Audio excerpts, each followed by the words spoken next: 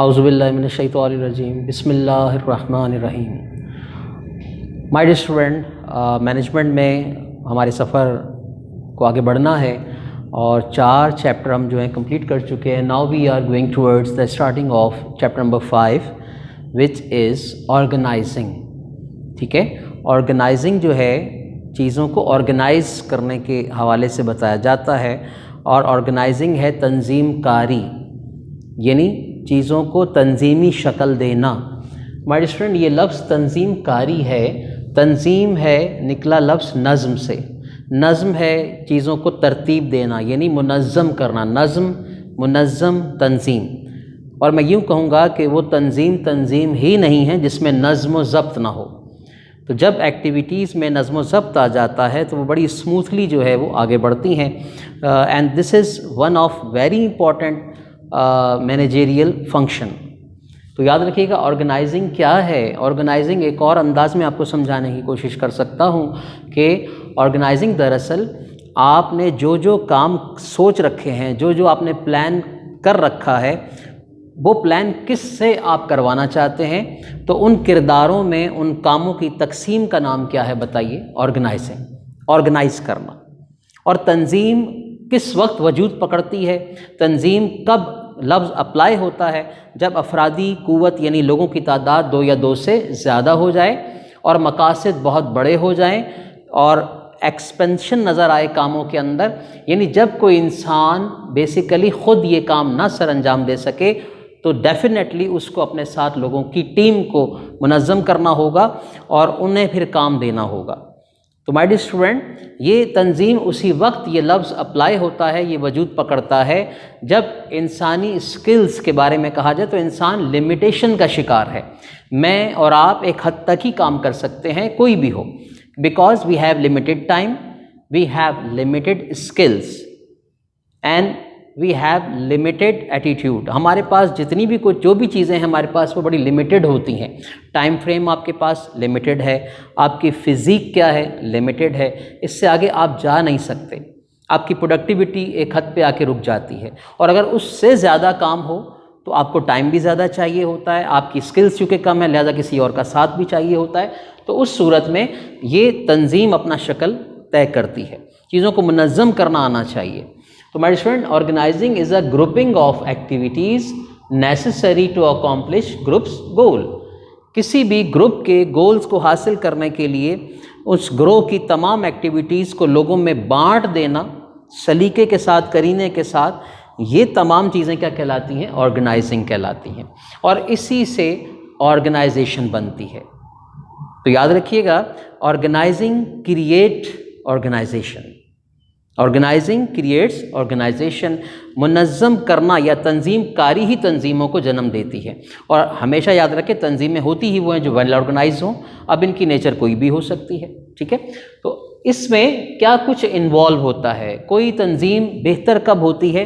تو ماہرین نے اس میں 5 چیزیں بڑی اہم بتائی ہیں۔ ڈٹرمینیشن آف ایکٹیویٹیز، پہلے ڈٹرمائن کرے ایک مینیجر، ایک سپروائزر، ایک ڈائریکٹر کہ ایکٹیویٹیز ایکچولی بلانگ کس سے کر رہی ہیں۔ What sort of activities we are going to perform, like human resource, like accounts, finance, something else, productivity, quality assurance.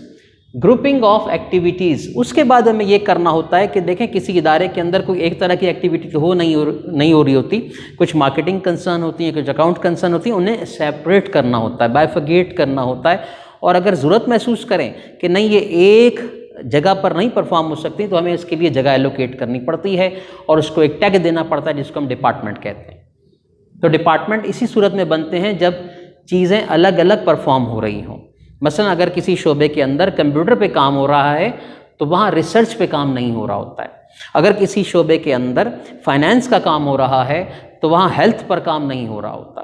اس طرح ہاسپٹل میں چلے جائیے تو ہر مرض کا الگ وارڈ ہوتا ہے کیونکہ وہاں الگ پرٹیکولر ایکٹیویٹی پرفارم کی جا رہی ہے۔ تو number 1 grouping of activities, number 2 determining the activities.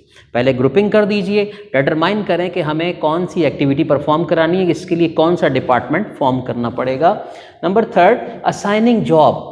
جیسے میں نے کہا کہ یہ چیزوں کے آپ نے لکھ لیا ہے، جس طرح ایک رائٹر ڈرامہ لکھ لیتا ہے، ڈرامہ اس نے لکھ لیا ہے، لیکن ڈرامہ لکھنے کے بعد یہ بھی لازمی ہے کہ اب وہ کرداروں کی تقسیم کرے کہ کون سا شخص اس میں ہیرو ہے، کون سا سائیڈ ہیرو ہے، کون سا ولن ہے، کون سا کامک کریکٹر ہے. اس چیز کو طے کرنا ہے کس سے کیا کام لینا ہے. دس از آل اباؤٹ اسائننگ جاب. لوگوں کو جاب اسائن کرنی ہے، ڈیوٹیز اسائن کرنی ہے. اینڈ ڈیلیگیشن آف اتھارٹی، جس کے بغیر کوئی کام نہیں ہو سکتا. ظاہر ہے اگر یہ سارا برڈن میں نے اپنے سر لینا ہے تو نیچے والے ورکر بیکار ہو جاتے ہیں. لہٰذا انہیں کچھ اماؤنٹ اختیارات کی تقسیم کرنا کیا کہلاتا ہے؟ Delegation of authority. تو یہ بھی آرگنائزنگ کا ہی حصہ ہے. Plus unification and develop coordination. پھر ان تمام چیزوں کے درمیان ایک گہرا لنک قائم کر دینے کا نام کیا ہے؟ آرگنائزنگ ہے. تو organising involve 5 superb things like determining the activities, grouping of activities, assigning job, delegation of authority and unification all the activities. تو my dear friend یہ یاد رکھیے گا، ڈیفینیشن کے ساتھ اس کو آپ نے پڑھنا ہے.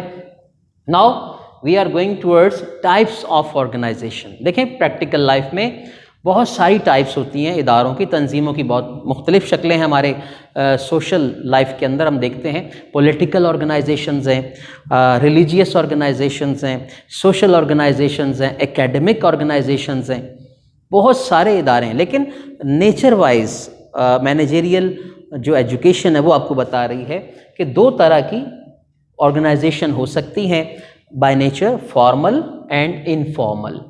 فارمل آرگنائزیشن جو ہے اسے ہم رسمی تنظیم کہتے ہیں. انفارمل آرگنائزیشن ہے غیر رسمی تنظیم.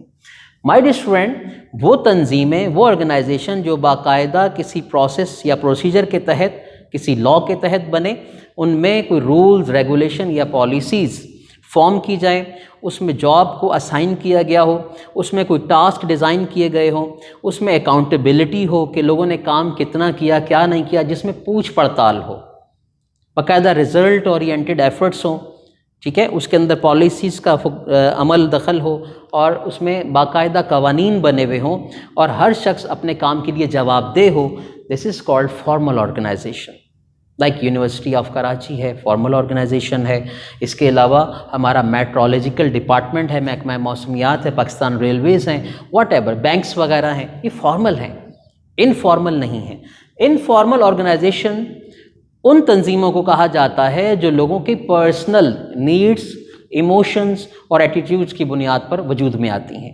مثلا کچھ دوست مل کر ایک چھوٹا سا ٹیوشن سینٹر بنا لیتے ہیں، محلے میں ٹیوشن سینٹر کھل جاتا ہے تو اس کے لیے کوئی باقاعدہ قانون سازی نہیں ہوئی ہے.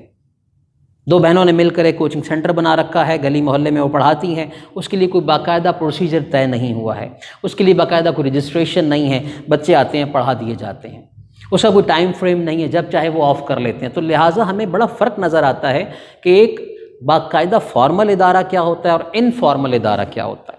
تو میرے اسٹوڈنٹ یہ بھی ایک بڑا اہم ٹاپک ہے، تو اس کو بھی آپ نے یاد کرنا ہے. بسا اوقات ڈفرینس آ جاتا ہے، differentiate informal and formal organization.